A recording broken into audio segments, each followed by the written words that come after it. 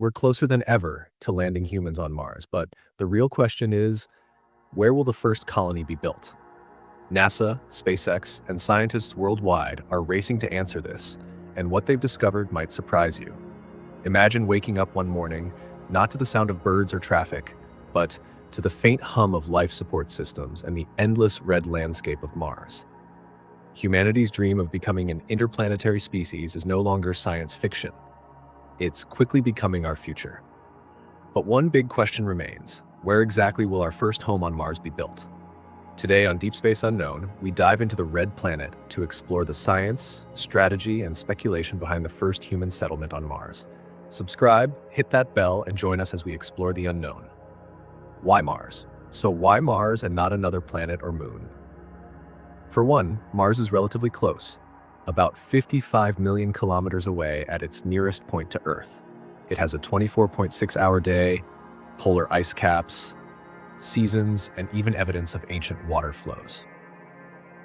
Compared to Venus with its crushing atmosphere and 900-degree surface temperatures, Mars is a much more manageable challenge. It's also the most Earth-like planet in the solar system. That gives scientists and engineers a more familiar starting point for building habitats, farming food, and sustaining life. It's not easy, but it's possible. What makes a good settlement site? Before building on Mars, scientists must answer, where is the safest and most practical place to land and live? A good site needs a few key things. Access to water ice. Water is essential for drinking, growing food, and splitting into oxygen and hydrogen for air and fuel. Sunlight. Solar power will be a major energy source, so constant sunlight is vital. Moderate climate. Some Martian regions have fewer dust storms and more stable temperatures. Flat terrain. Smooth landings and easy rover travel depend on relatively flat ground. Top locations for a Martian colony. Let's take a look at the leading candidates for the first human base on Mars. Number 1, Arcadia Planitia. Located in Mars's northern hemisphere, this region is flat, filled with underground ice, and easily accessible. Number 2, Elysium Planitia. Chosen by NASA's InSight mission, this area has minimal rock hazards and a lot of solar potential. Its low elevation also helps with atmospheric pressure, useful when dealing with Mars's thin air. Number 3, Valles Marineris. This is the largest canyon in the solar system. While more rugged, it offers potential for protection from radiation due to its depth and terrain. It's also geologically fascinating.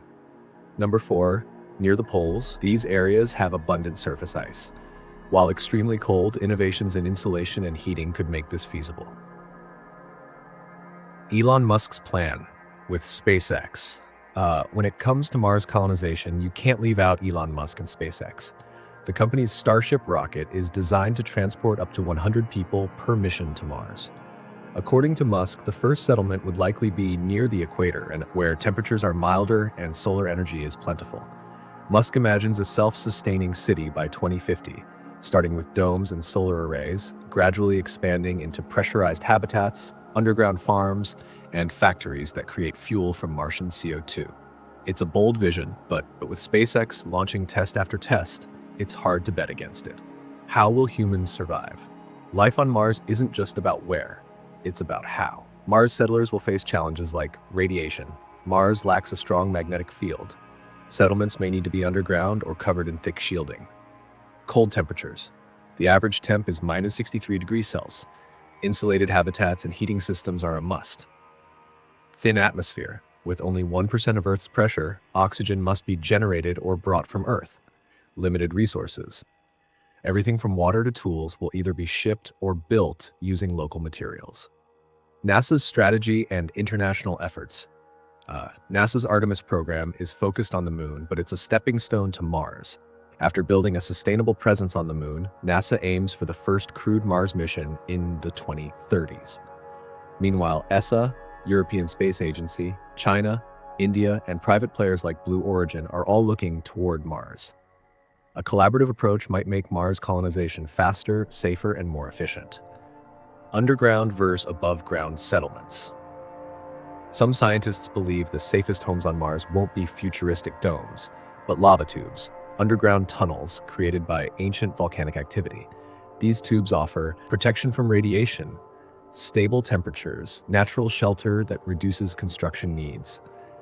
Other experts prefer surface domes made of regolith-based bricks or inflatable habitats covered in Martian soil. Which will win? Likely both. Underground for safety, above ground for farming and exploration. Mars habitats of the future. Picture this: a series of interconnected pressurized domes, solar panels stretching across the dusty landscape, greenhouses growing potatoes, kale, and even strawberries, rovers zipping between buildings. 3D printers are constructing walls from Martian soil. NASA and SpaceX have already run design challenges, showing off concepts like the Mars Ice Home, a dome of frozen water that blocks radiation and holds in heat. Mars homes won't just be shelters, they'll be self-sustaining systems. Could Mars support a growing population? The first crew might be 4 to 10 people. But what happens after 10 years? 50 years? Can Mars support 100? 10,000? A million? It depends on how fast we master in situ resource utilization, ISRU, our ability to grow food in Martian soil, or hydroponically, local manufacturing using Martian materials, reliable transportation between Earth and Mars. Over time, we may see cities form, each connected by tunnels or trains, creating the first true interplanetary civilization. The ethical and philosophical questions. Mars colonization also raises big questions. Should we terraform Mars? What if microbial life exists there? Do we have the right to change the planet? Who owns Mars? Should it be international, private, or governed like Antarctica? As we move closer to settling the red planet, we must also consider not just the technology, but the responsibility. From icy plains to underground tunnels, the search for the perfect Martian home is more than just scientific, it's historic. The first human settlement on Mars will mark the beginning of a new chapter in human civilization. So, where will it be built? The answer is likely where science, engineering, and imagination intersect. If you're fascinated by humanity's leap into space, like this video, subscribe and turn on notifications so you never miss what's next. Thanks for watching Deep Space Unknown. Until next time, keep exploring the unknown.